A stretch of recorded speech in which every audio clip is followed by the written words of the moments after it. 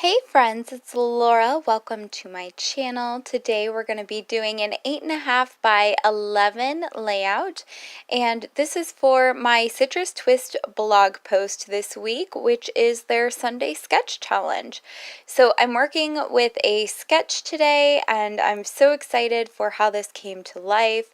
I went through a couple of potential photos to use on this page, and I ended up deciding on this photo strip I have of my partner and I from a couple years after we started dating, and we've been together now for over 6 years, so we look like little babies in this photo, and I think it's so adorable.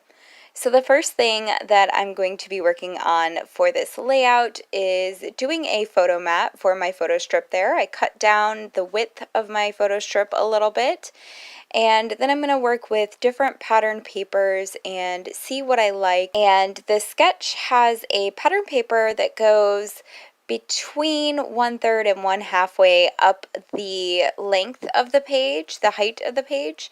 So I grab a paper. I actually took one of the digital versions of the kit and I printed off another one of these papers because I had already used the one that came in my kit, and I love that we get the digital version too. So if you run out of a particular pattern or ephemera piece, you can print off more and use those. So it really helps your kit to go a lot longer and a lot further with different layouts. And you could see I scaled up the pattern a little bit, and I love how that looks. I do a lot of distressing to that edge there, and I kind of fold it over and curl it a little bit, and then I take my scissors to the edge of it where my photo will be overlapping it, and that just adds some fun shadows and dimension here. You can see my photo mat is coming together very quickly and easily, and now I'm going to lay down my title. These adorable puffy black words and phrases are so cute. I love them. They're perfect for traditional scrapbooking, which is what I do most of these days. I used to do Project Life more, but I don't know, in the last year or so, I've really found my swing with traditional scrapbook layouts, and I just love the art of it and the creativity of it, and I've been really enjoying this season in my memory keeping journey. So I'm using lots of these little puffy embellishments here on my page, and I think they work out so great. I really love how they look. And I love this sketch challenge too, because you can take a sketch and make it work for any format. So you could do this and scale it down to fit in a traveler's notebook. You could scale it up to do a 12 by 12 page. I changed the dimensions a little bit to do an 8.5 by 11 page. You could do a 6 by 8 page. I mean, the sketches are so great, and you can often find ways to condense or expand the design of a sketch to fit whatever size layout you're trying to make. And that's what I did here, and I love how it looks. I've got my title up there.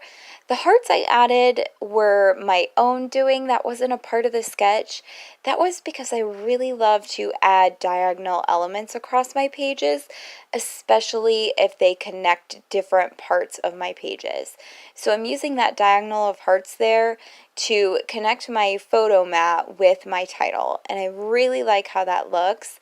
I also added down some white thread bunches in a couple different spots. That was on the sketch, and I added that cute little paper clip up at the top, and then some washi tape strips also from the sketch. And I'm grabbing another embellishment here from the kit. I love these puffy little stickers. I'm not sure what you would call them. Maybe they are just called puffy stickers. I really like them, and they add that pop of dimension and height off of the page that makes things really interesting to look at. And so I added a couple of their coral colored ones to this page, and then I add a little ephemera bit, and then I'm going to do my journaling. And the very last thing I do for this page is I do a hand-drawn border around the edges. The hand-drawn border was not a part of the sketch, but I felt like the page didn't have a whole lot going on because I kept to mostly neutral colors. So doing the hand-drawn border there just adds a little bit more interest to the page, a little bit more texture, and kind of that messy handmade feeling, which I really love in my layouts. So this is what it ends up looking like. I do a couple scribbles in different parts on my hand-drawn border to make that look like little bunches of black thread too, and I love how that mimics kind of like a sewn border around the page. Really cool. And this is what my page looks like. I hope you have enjoyed this process. I'm sorry the lighting is insane. As you know, if you follow me, I've been KonMariing my craft room, rearranging furniture, and doing a total renovation, and I am still working with a temporary filming station compared to what I used to have. And so as I work out the kinks and try to figure out my new filming setup, we've got this in between here, which doesn't have the best lighting, but I still wanted to share it with you because I love sharing these projects with you and hearing what you have to say, and I just hope it inspires you and encourages you to get out there and get crafty today. If you want to learn my favorite scrapbooking techniques, I will link my crafty e-courses down below.